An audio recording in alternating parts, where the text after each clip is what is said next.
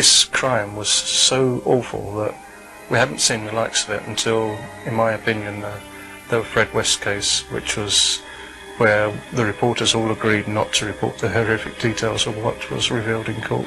In February of 1949, police raided a warehouse on Leopold Road in West Sussex, owned by John George Haigh. Inside, they found several 40-gallon drums and containers of concentrated sulphuric acid.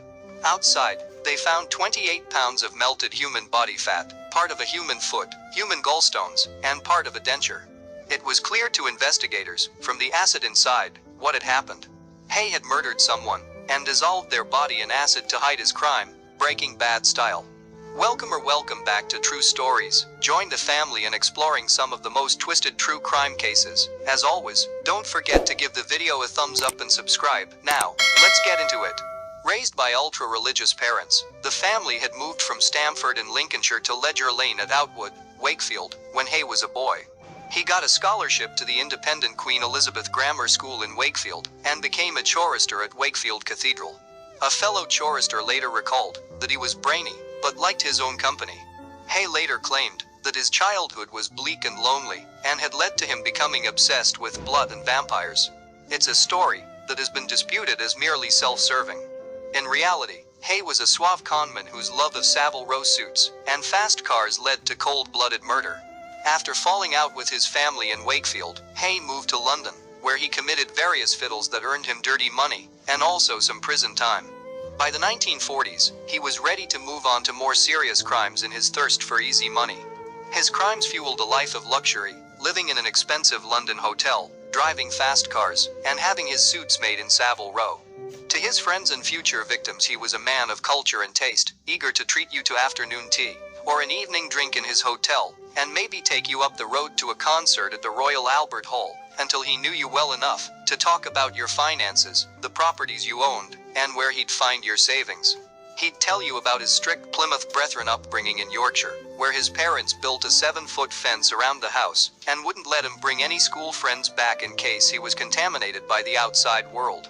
He was always a little vague about how he made his money, and the explanation that he was a civil engineer and inventor seemed convincing enough. He even had a small workshop down in Crawley where, if he really liked you, he might take you to discuss business deals.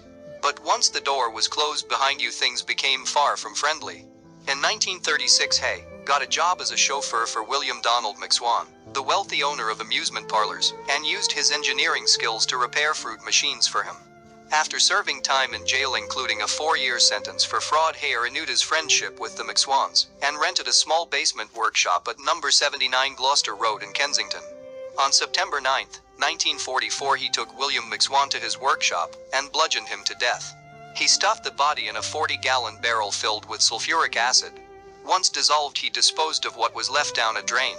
Shameless Haigh forged letters in William's name which he sent to his parents Donald and Amy McSwan.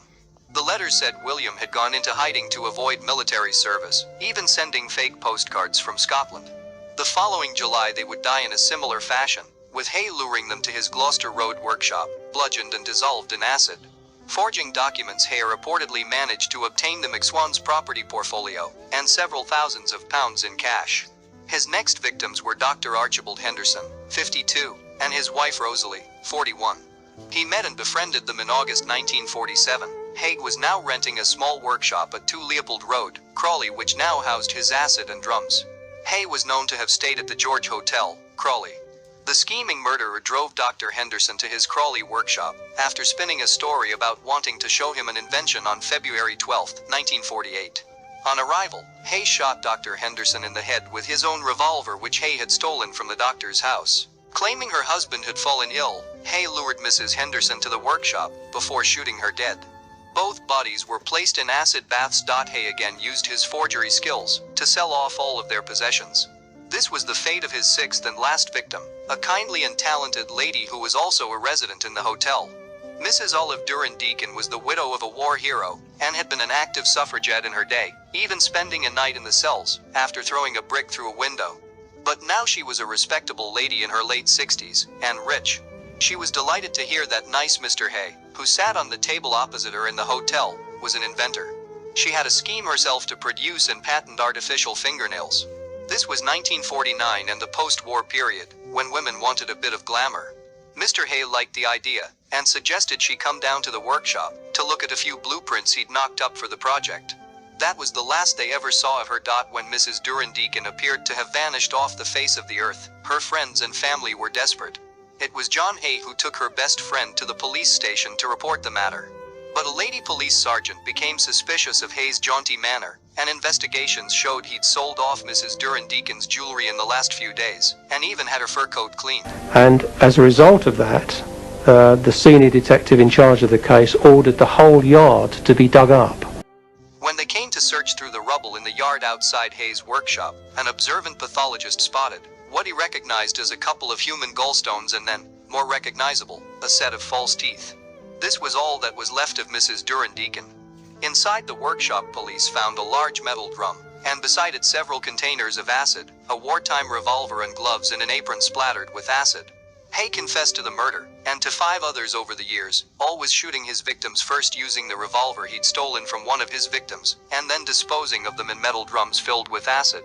After a couple of days, the resulting sludge would be poured down a drain, or out into the workshop yard. He said in the case of Mrs. Deacon he'd even had time for a cup of tea, and a fried egg on toast at the local cafe between shooting her and starting the acid bath treatment. Then Haigh made a further confession, as if what he'd already said wasn't bad enough. He said his main motive for the murders was his urge to drink his victims' blood. He'd cut a nick in their necks, and filled a glass or two with their blood to quench his thirst. A knife was found in the glove pocket of the expensive Alvis car sitting outside his hotel. But was the vampire story just another ploy by the ever-confident Mr. Haigh to avoid the gallows and be sent to Broadmoor Hospital as a madman?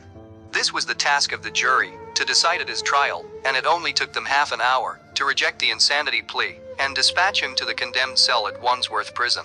Hay's last few days were spent making sure he went down in history as a vampire who'd perfected a way of finding his victims, and that using his forgery skills to put their money into his own bank account didn't have much to do with it. He'd have his barber come into the prison to cut his hair, and only stopped receiving visitors when he had to start wearing prison clothes.